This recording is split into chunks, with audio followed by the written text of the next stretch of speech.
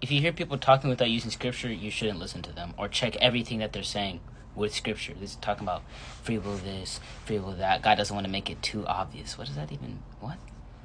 You obviously haven't read Romans 1. Clearly have not read Romans 1. Romans is after Acts. Okay. Romans 1, 18 through 20. Very good and very important verses. Okay. For the wrath of God is revealed from heaven against all ungodliness and unrighteousness of men who suppress the truth in unrighteousness. Because what may be known of God is manifest in them, for God has shown it to them. Okay, it's not an evidence problem, it's a heart issue. Let's start there.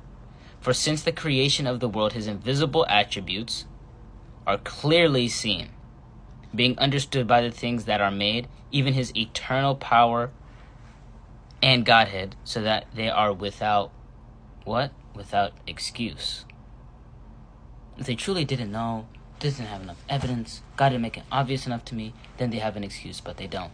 God has already shown it to them. Because although they knew God, they did not glorify him as God, nor were thankful, but became futile in their thoughts, and their foolish hearts were darkened. Professing to be wise, they became fools, and changed the glory of the incorruptible God into an image made like corruptible man, and birds, and four-footed animals, and creeping things. Okay, we'll stop there. You see, they worship everything else. We say we were made in the image of bacteria. We became fish, then amphibians, and then humans. Philosophers who question the meaning of life. Okay?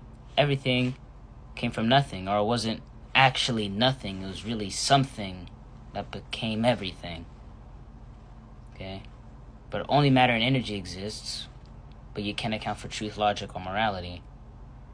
So you have to take borrowed capital from Christianity for the atheistic worldview to even work.